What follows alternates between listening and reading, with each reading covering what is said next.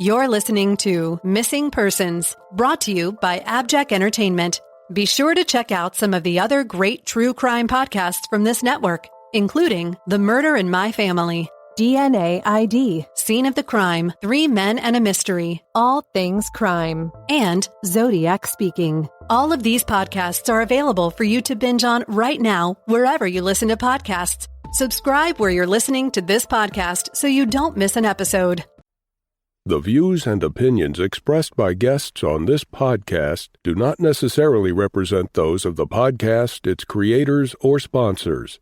If you would like to discuss a missing persons case on this podcast, please be sure to visit missingpersonspodcast.net. This episode may contain unsettling or disturbing subject matter. Listener discretion is advised.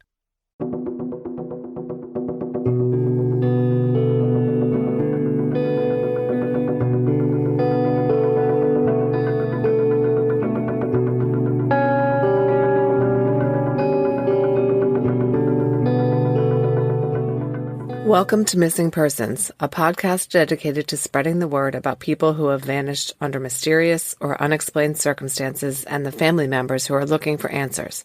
I'm Jess Betancourt. And I'm Mike Morford. Together we created this podcast to help give a voice to people who continue to look for their missing loved ones.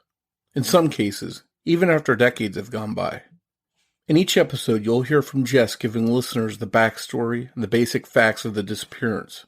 Then Mike will speak with someone who's intimately connected to the missing person, and his guest will share their story with us. Please stay tuned at the conclusion of this episode to hear about our Patreon program and our commitment to help find people who have gone missing. We'll also share with you where you can find more information and how you can join our team and help our efforts. You'll get recommendations for other podcasts we think you'll enjoy, and more. So sit back and enjoy this episode, and who knows, maybe you can help us find someone who's missing. Episode 37, Lisa Marie Young. Lisa Marie Young was born on May 5th, 1981, to parents Don and Marlene Young. Her mom went by the name Joanne. Little Lisa was soon joined by 2 younger brothers, Brian and Robin. The family lived in Nanaimo, British Columbia, Canada. On Joanne's side, they are members of the Tla-o-Quiet First Nation, thanks to Joanne's native heritage. There were some problems when Lisa was a teen, and she ended up living with a foster family, but she remained very close with her parents. In 2002, Lisa was 21 years old and was an independent young woman. She has been described as feisty, fun, someone who lived life to the fullest and loved adventure. Lisa was very outgoing and was a people person who was very social. She loved water skiing, rollerblading, walking at Swayalana Lagoon, dressing up and being a girly girl, and hanging out with her group of friends. She got a job at McDonald's that she held for several years in her late teens. At the fast food joint, she was known as being bubbly and friendly. She was a great older sister to her 2 younger brothers, hanging out with them and treating them to food. Speaking of food, even though she worked at McDonald's, Lisa was a vegetarian, preferring to eat very healthfully. On the night of June 29, 2002, Lisa was preparing to move to a new apartment. At her current place, she and a roommate lived in the apartment next door to her parents. Lisa's dad, Don, was going to help her with the move the next day. She was also about to start a new job at a T-Mobile call center after finally leaving the McDonald's after nearly 5 years there. She had also worked intermittently as a bartender. But Lisa's impending move and early morning the next day did not tamp down her fun-loving spirit. It was her friend's birthday, and she was going out. Don and Joanne said that on the night of the 29th, which kicked off Canada Day weekend, Lisa left their apartment around 11 o'clock p.m. She told them she was going to clean up in the shower and go out. They, of course, questioned whether it was a good idea to be going out so late, but also, of course, Lisa was not fazed by the late hour. She headed out with friends after getting ready in her apartment. Lisa never came home that night. Her parents realized she was unaccounted for when she never called or showed up the next morning, Sunday, June 30th, for the planned move. She wasn't answering her cell phone, which was unheard of. She always stayed in touch with Don and Joanne, and they had firm plans to help her with the move. The Youngs just kept trying to call their daughter, hoping she was just busy, but panic set in when Lisa's roommate showed up at their apartment on Sunday afternoon looking for her. She reported that Lisa was not home and had not moved any of her personal possessions as planned. Joanne said that was when they became really concerned, and after calling everyone in Lisa's address book and still failing to find her, contacted police. Dawn and Joanne's initial experience with the Royal Canadian Mounted Police, or the RCMP, detachment in Nanaimo was not entirely positive.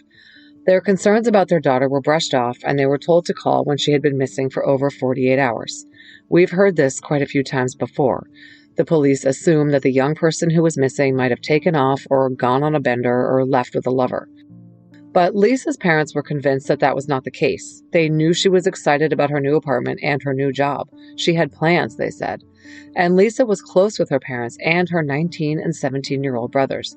She would never just leave without explanation. The Youngs took it upon themselves to mobilize family and friends to look for Lisa. Searchers fanned out to look in all the places Lisa was known to hang out, like the lagoon. Joanne told the media later, quote, "We didn't know what to do, but we couldn't just sit there. We had to do something." Finally, late that evening, an RCMP officer came to the house to take a report and collect a photo of Lisa. But he told the Youngs that he would not be working the case for the next few days as he was off duty. Desperate, the Youngs decided to contact the media. And it worked. Lisa's disappearance made the news, and the story started attracting attention. A few days later, the RCMP told Lisa's parents that her disappearance was being investigated by their serious crime unit. So what do we know about Lisa's last known whereabouts? She went out with friends to celebrate the 21st birthday of her friend Dallas Hulley.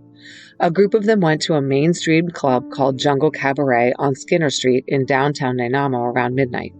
Lisa was a former employee of the club and was friendly with many people there. She and her friends shut the place down, staying until closing time of 2:30 a.m. Then 4 of them, Lisa and 3 guys, started talking to another young guy they met at the bar. His name has never been made public by authorities, but the family has made clear who he is. A young man from a prominent local family named Christopher Adair. According to one of Lisa's guy friends, Adair was in his 20s and seemed like just a normal guy. He had a car, and he offered the group a ride in his red, older model Jaguar to a party they wanted to go to. They accepted. They all attended this house party in southern Nanaimo. After about an hour, they left and went to another party in the Westwood Lake, Cathars Lake area. It was very late by this point. Lisa had not had dinner and announced that she was hungry. There was no food for her at the party as she was a vegetarian and was quite particular about her diet. Hearing this, the young man with the red car offered to take her somewhere to get some food. She agreed, and her friends all saw them leave in his red Jag together around 3:00 a.m. Lisa has never been seen again. However, in an odd twist, Lisa was heard from again. After she left, she called her friend Dallas from the car and said that the guy she had left with had not taken her to get food but to another house. She was waiting for him in the car and she was feeling uncomfortable with the situation. Then, at 4:30 a.m., Dallas received a text from Lisa that read, "Come get me, they won't let me leave." She was in the car in a driveway at a Bowen Road home and was being held against her will. Lisa was recovering from surgery on a broken ankle and was not able to just get out and walk any significant distance, much less run away. Unfortunately, Dallas did not go find Lisa, and that was the last time anyone heard from her. Of course, once the police began to take Lisa's disappearance seriously, they looked into the young man with the Jaguar. All the RCMP would say about this is that they located the older model Jaguar with distinctive square headlights and identified the driver who drove off with Lisa that night. And while they have stated that they suspect foul play, they have never named this young man as a suspect in the case. They refuse to name him publicly, but admit that he is a person of interest and that they believe Lisa was the victim of foul play. However, the family has publicly identified the person of interest as Christopher William Adair, as I said earlier. According to some sources, although the RCMP has not addressed any of this publicly, police interviewed Adair sometime after Lisa's disappearance. And the family has said that police permitted Joanne to confront Adair in a police interrogation room, showing him pictures of Lisa to try to guilt him into confessing. When she pressed him about Lisa's whereabouts, he would only say, "I can't, I'm sorry, I don't mean to disrespect your family." Joanne later remarked that what struck her was that Adair didn't look like a monster. He came across as a totally normal young man. After that, when the Youngs continued to advocate for Lisa and talk about their daughter's case, the RCMP cut them off from information. Although they are now in regular contact with Cindy Hall, an acquaintance of Lisa's who became an advocate for her case, as well as some family members, the RCMP is still tight-lipped about some details of the investigation. As a result, no one knows specifically where Adair claims to have dropped Lisa off or about any cell phone tracking that was done, although there are reports that Lisa's final phone pings were from the Departure Bay area of Nanaimo, near the Bowen Road home where Lisa told Dallas she was being held. So what do we know about Christopher William Adair? His grandfather, William Kurtz, was a local politician, holding the titles of alderman and mayor of Parksville, British Columbia. His grandmother was Geraldine Jerry Adair, who was a realtor and a prominent member of the business community in Qualicum Beach, British Columbia. The red Jaguar Adair was driving belonged to his grandmother Jerry. The Youngs photographed it sitting in her driveway shortly after Lisa went missing. Reportedly, Jerry sold the Jaguar before the police could search it and threatened the police with a lawsuit if they kept harassing her grandson. She also threatened to sue the Youngs for putting Adair's name on a missing persons flyer about Lisa. The RCMP pulled back and warned the Youngs about contacting the Adair family. We took a look at Christopher Adair's criminal record in Canada. He has been convicted of assault twice, theft, fraud, and an unauthorized use of credit card data. It is believed that he has since left Canada and is residing overseas. Lisa's family and Cindy Hall, who is our guest today, continued to dig into her disappearance. They asked questions and spoke to people who gave them information. According to the family and Cindy, what actually happened to Lisa was not just attributable to Christopher Adair. Allegedly, he brought her to a house where there were some disreputable and dangerous people who were known as criminals in the area. And Lisa was forced to participate in activities that resulted in a snuff film. Video exists of this movie in which Lisa is victimized and murdered.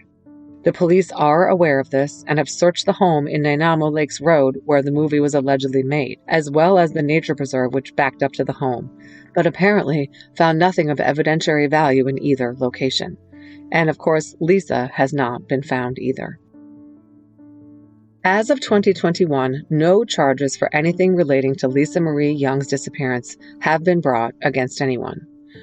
Hasil Sa, Canada's oldest First Nation newspaper, reported that in the early days of the investigation, Joanne made a conscious decision to downplay Lisa's First Nation heritage. She said, quote, "I didn't want people to know that and judge her, to discriminate against her because of that." Joanne recognized that stereotypes surrounding Indigenous women, that they are often on the fringes of society, might hurt her daughter's case and make people care less about what had happened to her. Canadian serial killer Robert Pickton famously preyed upon these types of victims, fully aware that many of them would not be missed and resources would not be devoted to their cases if they were. In 2016, Indigenous Affairs Minister Carolyn Bennett announced the federal government would launch an inquiry into the epidemic of missing and murdered Indigenous women in Canada. Lisa is just one entry in the RCMP's database of more than 1,181 missing and murdered Indigenous women as of 2016. As a sad ending note, Joanne Young passed away without knowing what happened to her daughter. And Dallas Hulley, the last person to hear from Lisa, died at age 38 on March 25, 2018. He was walking along Highway 19A at 1 o'clock a.m. when he was struck and killed by a passing vehicle. When Lisa went missing, she was 21 years old. She was 5 foot 4 inches tall and weighed 115 pounds. She had long dark hair with brown eyes. She was wearing a black skirt, black top, high black boots, and a silver hooped necklace. She has a tattoo of a band of flowers with a heart in the middle on her right arm. Mike Morford sat down to talk with Cindy Hall, an advocate for Lisa Young's case. That conversation is coming up after a word from our sponsors. Hi, everyone. This is Sheila Wysocki, private investigator, victims advocate, and the host of Without Warning podcast. Without Warning podcast was born out of necessity to help my clients find answers in the deaths of their loved ones. The first season was the Lauren Agee's case. The podcast was so successful with the tips that came in, we now know what happened to Lauren the night she died. The second season was the Christian Andriacchio case, a case that received national attention and still does. The current season is the Jonathan Cruz case. I will take you into a deep dive into my cases from the 911 call to where the cases are now. And yes, I am a working professional investigator traveling to solve cold cases. Please join me on Without Warning podcast wherever you listen to your podcasts.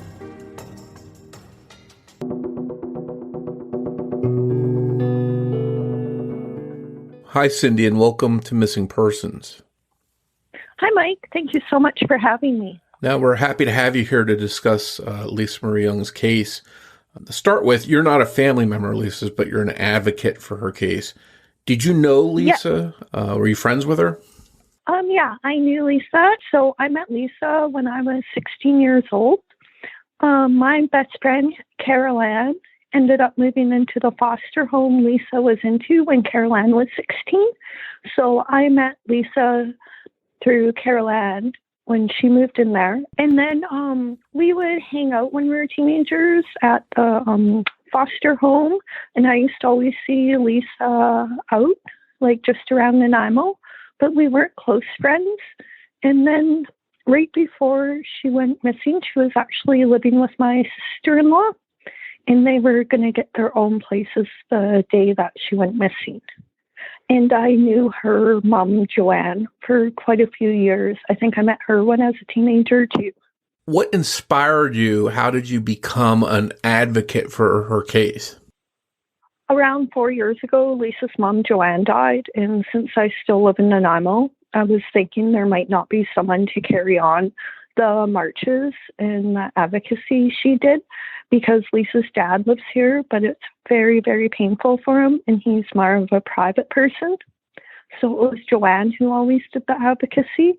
So once she passed, I thought of doing the march for Lisa, and it just hit me really hard that Lisa was missing for so long and that her mom died without answers.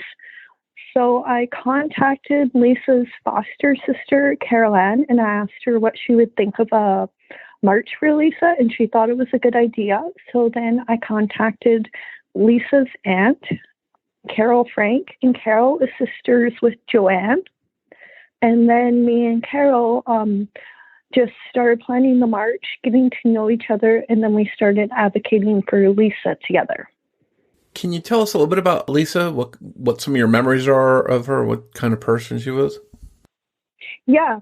So when I met Lisa, when we were 16, she always dressed like really nice. She would wear skirts, boots, just really nice outfits. She always had her makeup done nice. She was always happy when I saw her. She was outgoing. She was athletic. She was smart. She had her whole life ahead of her. Everyone I've talked to, just has so much positive things to say about Lisa. So there's a lot of moving parts and some different clues and stuff, aspects of the case, and I'd like to get into some of them if we can. Around the time that Lisa went missing, it's been reported that she and two male friends of hers accepted a ride from this Christopher Adair. They left the bar to go to two different parties. According to friends, Lisa left with Christopher because he said he would take her somewhere to get food. Since she was a vegetarian, she had a specific diet. Was she the type of person that would go for food late night with someone she hadn't met before that you know? I would say yes, because back then, I know this probably wasn't the smart of us all, but we all did that. Say you went to a house party and you got hungry and someone offered to take you, even if you didn't know them well, we would go with them. And there was a Subway open 24/7 that night, so he could have been bringing her for food. That's what we think he was doing, but we don't know for sure. So she'd have no reason not to trust him at that point, and it was something that was common to do. she wasn't around like really tough, bad people. So when he offered, like, Lisa was just like a typical girl. She wouldn't have thought that he wasn't going to ever bring her back. So I do think she just went with him for food because at 21, that's something I would have done. According to witnesses or friends that were there, did they say how her and Chris had hit it off? Were they interacting well? What was the impressions of Chris from these friends or people at the party? Christopher William Adair was very flirty with Lisa, I've heard. So he was hitting on her throughout the night. And I was just going to add that he might have actually been talking to her in the bar before the parking lot, and he might have been hitting on her in the bar too. Okay. Would Lisa have been maybe rubbed the wrong way by this? Is that something she would have welcomed, or would be something that she probably wouldn't have appreciated? It's hard to speculate, but I think if it was like, if you're all partying and if someone's just flirting with you, you might not really think of it. And for her to leave with him, I don't think she would have felt like she was being rubbed the wrong way, because she would have felt secure enough to get in the vehicle with him and go somewhere with him. But that's just like my speculation. But just from my experience, like when you drink, I don't drink anymore, but in the past, and if you're single and if men hit on you, like if they weren't aggressive, you didn't really think of it. Sure. Unless she had some specific reason to be worried. Yeah. And I actually never thought of that till now. But for her to go with him, she must have felt secure enough to go with him. I also don't know, maybe she was intoxicated and maybe her judgment was impaired. I really don't know, because I've never actually asked if Lisa was intoxicated that night. But yeah, I don't think she had any warnings. Maybe he came on aggressive just from what I've heard about him. But for some reason, she did still feel secure enough to leave with him. Now, was Lisa a big drinker? Was she someone that drank a lot and could handle it, or was she someone that might get tipsy? Or I don't think she was a big drinker. I haven't heard of that. I think she was like the rest of us and would go out on some weekends and that. But she was super responsible for her job and just her responsibilities. And from everything I've heard, she was just like a typical 21-year-old for the drinking. I haven't heard it was an issue. It wasn't interfering with her life. But I don't know for sure. But from what I've heard and seen. It's been reported that this party either occurred at Cathers Lake or Westwood Lake. Cathers Lake and Westwood Lake. Are they two different places, or is it one place not the other? They're two different places, and I've never looked on the map how far they are, but they are two different places. And you are right. We've heard both locations, and I don't know for sure where she went to because the police won't confirm. But I do think, in my opinion, she ended up 827 Nanaimo Lakes Road, and that was the property that was searched in December. And as far as looking at that lake, whichever lake it was, since they haven't really disclosed it, what led them there? Do you know? Was it what someone told them to go looking there? So, I don't know about that situation, but I do know how searches work from Corporal Marcus Muntner. I just call him Marcus. He's the lead investigator on Lisa's file with Haley Pinfold. And he told me for searches, what they do is they would look at the file and they would either use information in the file and follow the evidence and then search that area, or they're going by people coming forward and with evidence, and that's how they search, or they're getting it from the file and new people, and it's all connecting together. So they have some sort of evidence when they do searches. Not a spot they just randomly picked and said, let's search here. No, they'll never do a random search, because Marcus explained the searches a lot to me. And yeah, it's always about evidence, what people say, and it's just mainly what they're gathering now and what's in the file. Sure. And when she went missing, she had sent Dallas a text to say, come get me. He didn't He won't go let get me her. leave. And what No. was the reason? Okay, so she messaged Dallas saying he won't let me leave. Come and get me. She was getting agitated, I think. Dallas did nothing. And then I'm not exactly on the timeline because I haven't studied it, but maybe a few hours later, she either called or texted again, and she said, they won't let me leave. And he told her to get out and walk and get a cab. So Dallas did nothing, and he is deceased now. Yeah, he didn't help Lisa. And what really bothers me about that part too is that he didn't help, but also Lisa just was healing from surgery on the ankle because she had a broken ankle. So she wouldn't have been she would have been able to walk, but she wouldn't have been able to walk a distance, I'm guessing. Oh, sure. And if she had to run for some reason or you can't. take off, My she best couldn't. friend, yeah, you can't. My best friend just broke her ankle like that and had surgery. And it was upsetting for me because I thought Lisa, but there's no way she would have been able to run. So she was vulnerable. Very vulnerable. Even more sure. vulnerable. Sure. And just about the way you mentioned they won't let me leave. Yeah. Was that the exact wording, they? Could there have been more than one person? Yeah, it went from he to they. Okay. That's interesting. So I do think a lot of people were involved. It wasn't just Christopher or William Adair. I do believe he took her to 827 Nanaimo Lakes Road where there was a party and with other bad people. And then whatever happened could have happened I right think there. that they raped her, murdered her, and I do believe it's on video. Can you just clarify what leads you to believe that, and especially the part of the video? Video? Yeah. So Lisa has gone missing. That is the rumor right away of names of people involved, and that there's a tape or tapes of Lisa's rape and murder. It was supposed to be, they were supposed to be making a mock snuff film that night, and it turned into a real snuff film.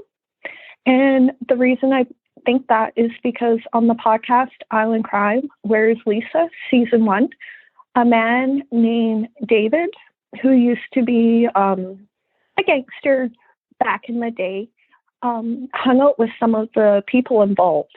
And 2 of the people he was in a vehicle with, okay, sorry, I'm not clear. It's a lot for me to think of the video. Yeah, take your time. So, David, this is about when Lisa first went missing. 2 people picked him up in a vehicle, and the 2 people I can't name because the police have never named them as people of interest in Lisa's file. So they picked David up, and then they were all into crime together. And David said there was 2 tapes at his feet, the old tapes you use in a camcorder back in 2002. Yeah, the big VHS tapes. No, before you even put it on there, you know how they're kind of smaller than you'd maybe I'll send you a photo of something in the email after. I'll get to that too. Okay. And that shows what I'm talking about. Okay, so then David got picked up by the 2 people, and there was 2 tapes on the ground. I don't remember the exact conversation. He's more detailed in Laura's podcast. But they're talking about how if somebody found the tapes, they would have all went to jail. And David's like, oh man, that would have been so bad. And then David didn't think of it really. And then in the future, a woman came to him very scared and told him what she heard happened to Lisa, and that there's tapes of what happened to Lisa. And because of what she told him and because of what he saw in the car, that he put it together that the tapes were of Lisa, that the 2 people were talking about. And I do believe David. Other stuff he has told me has been credible.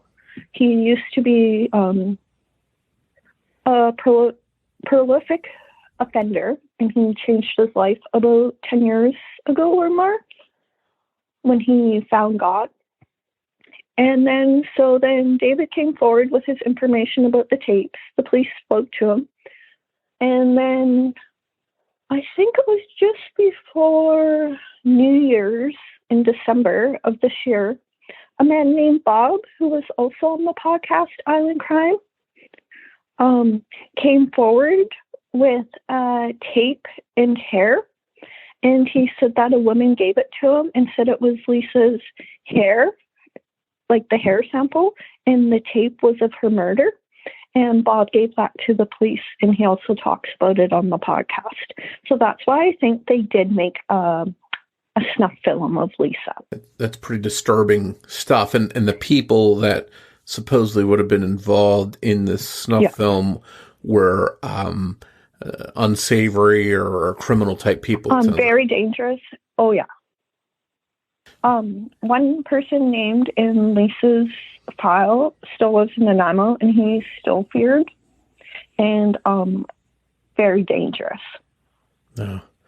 And it's been reported that Lisa's phone was never answered when her family was trying to call her, and that those signals related to that phone were traced back to Departure Bay. Is the Departure Bay location close to where she told Dallas she was? Do you know? Yeah. So she told Dallas she was on Bowen Road, and Departure Bay is probably like a 10-minute drive, maybe less, depending on where on Bowen Road, but it's not far. It's so this home where she was close to and where this alleged snuff film would have been filmed. Do you know if police searched it, if they voluntarily let him, or was there a warrant? Or voluntarily? It was voluntarily, and that made the news. So it's the address that I believe Lisa was taken to and murdered is 827 Nanaimo Lakes Road. And that search actually made the news. And the people did give permission for the search. And they also searched some of Morale Sanctuary, because 827 Nanaimo Lakes Road backs up to Morale Sanctuary. And the sanctuary also gave the police permission.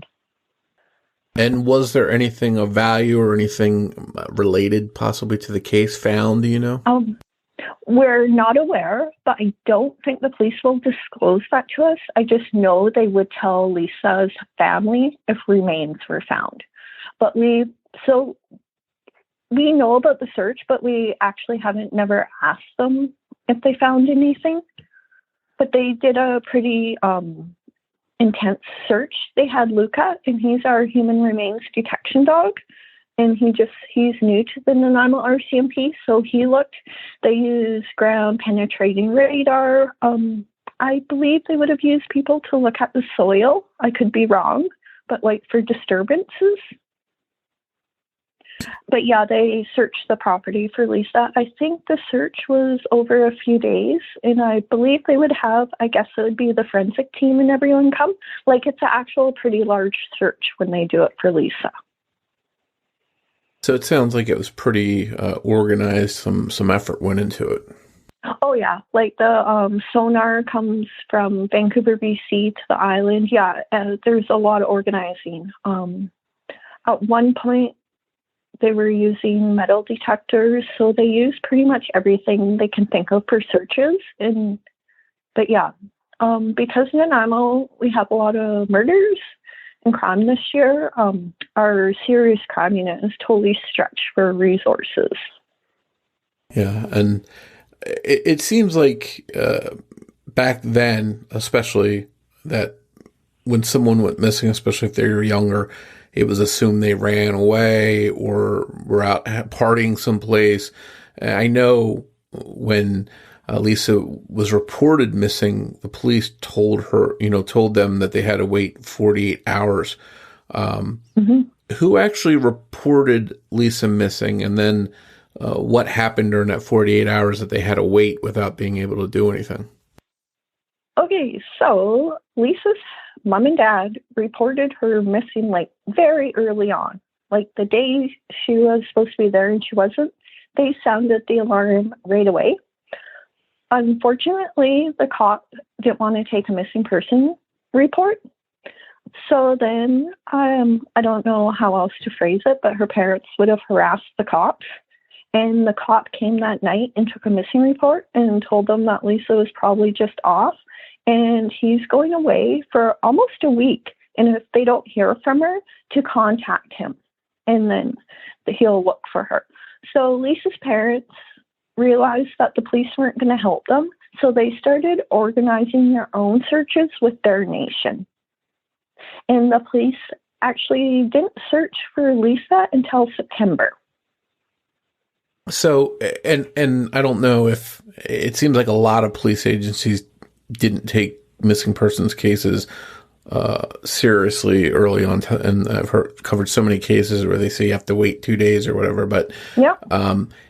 Do you feel that once they got involved, they took it seriously? No. They didn't even interview anyone from the bar that night. They, Marcus interviewed someone from the bar when Laura's podcast came out. And that was the first time she was talked to, and she was there that night in 19 years. Wow. They didn't identify Chris Adair right away. They didn't do any searches till September.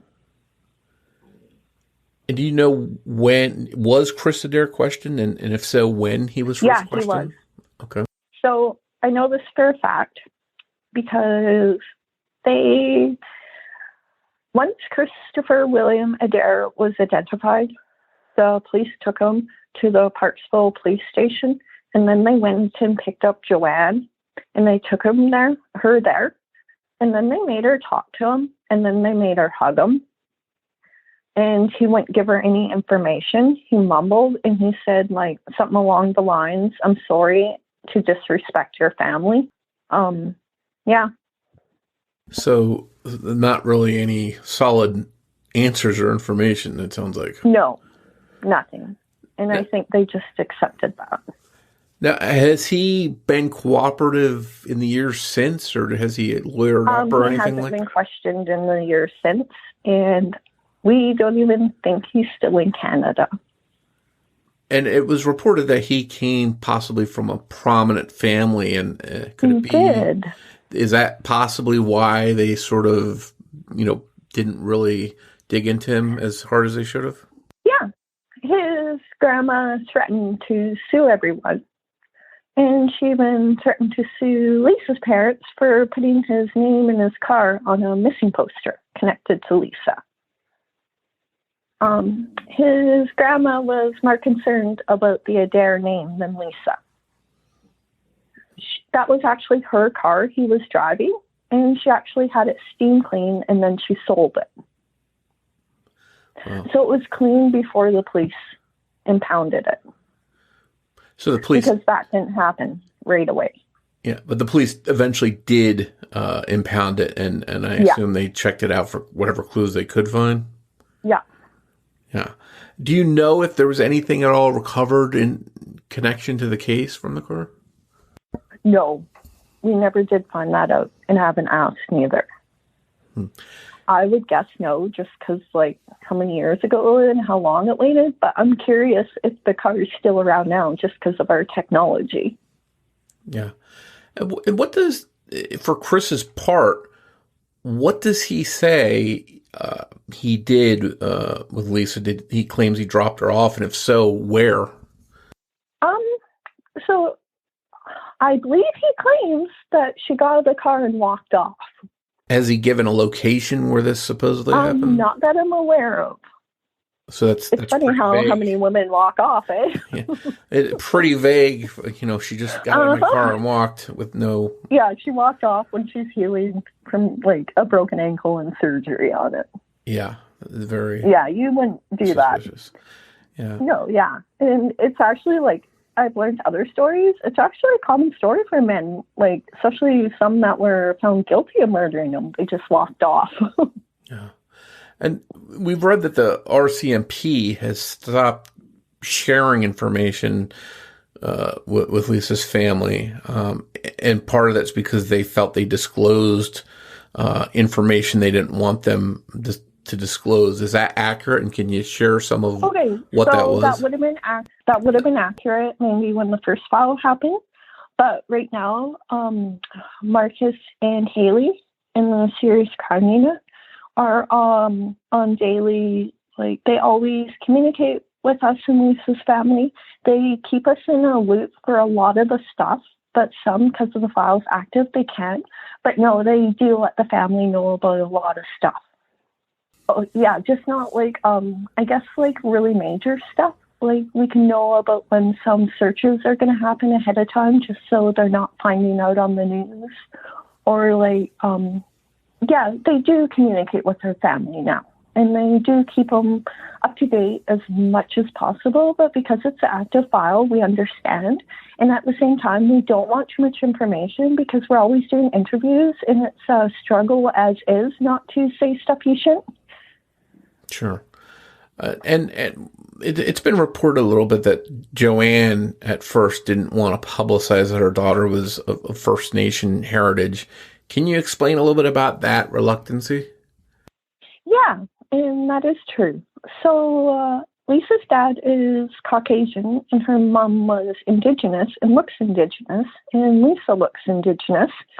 And because of the racism Indigenous people face, and especially our women, how we're judged, Joanne wanted the public to care about Lisa, and she thought they would not care as much if they knew Lisa was Indigenous and not fully Caucasian. So Joanne didn't want to go in front of the camera, and Dawn was doing interviews for a bit, I think. And then Joanne realized the importance of the media and going in front of the camera, and that's why she did that.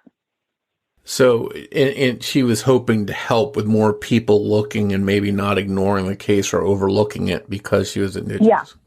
Yeah, because that still happens to this day. Sure. That's understandable for her to want to get her case as much attention as she could and not have anyone ignore it. Sure. Because the police at first, they did dismiss a lot of people involved in Lisa's file because of their own bias.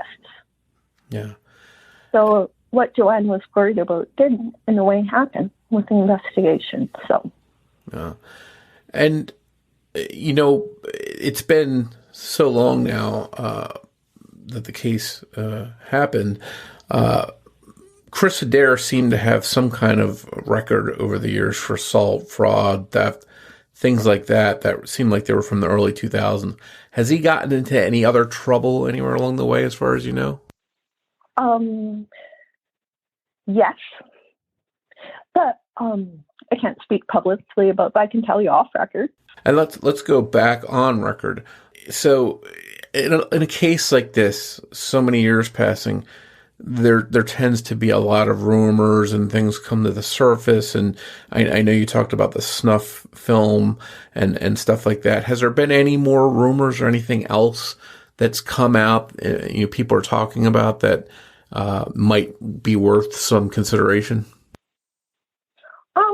Yeah, I get people who private message me with something that they might think is little, or they're hesitant to go to the police, and then they do.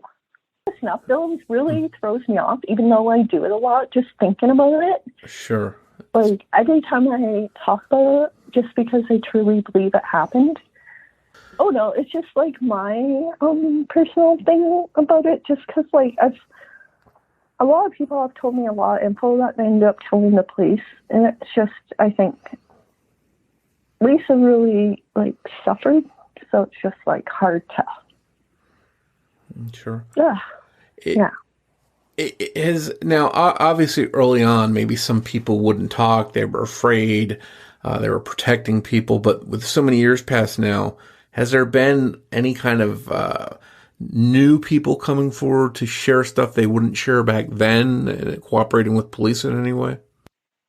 Yes. So back then, people did come forward, but a lot of people were sent off because the police had their own bias and they weren't listened to. And now, to this day, we're still having people come forward that didn't come forward years ago, or they tried to, and they have new information, and that information has actually made the file progress. That's a good thing anytime someone comes forward, even if time has passed by, to share information. Yeah. I've had people like one person contacted me, and they listened to Laura's podcast, and they realized they had information that was pretty important in my opinion, and they gave it to the police, and they didn't even know about it until they heard the podcast and put stuff together. Yeah, that's why it's so important to get the word out about cases like this, even if they're older, and get them out on podcasts or TV shows or news or whatever way, yeah. so we can keep the word that these cases are still open, and someone that has information, even if they don't realize how important it is, might come forward and share that information. Yeah, because it's happened a few times. Or we post something in Lisa's group and they see it, and then they're like, hey. So the reason sometimes people contact me is because of their lifestyle they were in or are in, and they're reluctant to talk to the police. But then once they talk a bit, they realize like they're not going to be judged by Marcus and Haley. Marcus and Haley want to hear everyone's info, and then they'll just look into it and take it from there. Sure, that makes sense. You mentioned the group, sharing with the group. Can you tell us a little bit more about the group and where people can find that to learn more about the case or discuss it? Yeah, so we have an awesome Facebook group. It's called Lisa Marie Young, and we're super active. We just we post what we're doing for awareness. People post photos of, say, them wearing a Lisa mask or a Lisa pin. The group's just to raise awareness and to keep Lisa's memory alive. So we post I'll post a episode that podcasted about Lisa, and if people are respectful, they're allowed to ask questions. We ask as many questions as we can without damaging the file. We have people sharing stories of Lisa. Her family posts photos of Lisa when she was young. We always we post our events we do for Lisa every year in it. But yeah, it's just a great way to raise awareness and to keep Lisa's memory alive. Yeah, it sounds like a great group. And can you just say the name of the group one more time? Lisa Marie Young. All right, and people can find that right on Facebook. Yeah, it's so active. Like, people are really surprised for 19 years later. And it's just really nice. And it's a really positive group, and it helps us a lot. We try not to let any drama. We don't allow speculation, and if you're psychic, we don't allow you to post that in there. We try to keep it as factual as we can.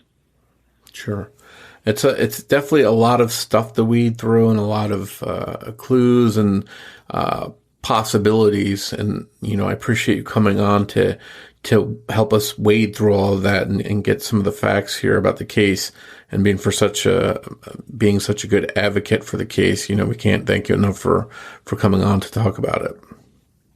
Thank you so much for having me, and I really appreciate it. We hope you enjoyed this episode of Missing Persons. If you can provide any information to help solve the case we discussed in this episode, we hope that you'll contact the appropriate authorities. We hope that you'll tell your friends about Missing Persons and invite them to listen to the show. Word of mouth will really help us grow. And if you'd like to help us reach new listeners, please be sure to rate and review Missing Persons on the platform you're listening to us now on. We'd like to tell you a little bit about our Patreon program. If you visit patreon.com/missingpodcast, you can sign up to help this podcast through ongoing monthly support. As a thank you, we'll give you an on-air shout-out, a thank you card and sticker, plus you'll get ad-free early access to every new episode of Missing Persons, as well as any bonus content. Your Patreon support also goes directly towards helping the missing, because every dollar that we earn through Patreon will be split with charlieproject.org. Your Patreon support will really go a long way towards helping. We hope you'll consider supporting the show. Just a reminder, new episodes of Missing Persons drop every other Saturday. If you want to find us on social media, you can search Facebook for Missing Persons Podcast. We're also on Twitter with the handle @missing_pod. And of course, you can always find us on our website, missingpersonspodcast.net. On behalf of Jess Betancourt, this is Mike Morford saying thanks, and we'll see you next time on Missing Persons. Hello, and welcome to the jury room. I'm your host, Kevin, and I will be covering anything true crime, from serial killers to cold cases and everything in between. The Jury Room Podcast is available on most major podcasting platforms. Don't forget to like, subscribe, follow anywhere you can. Stay safe, and thanks for listening.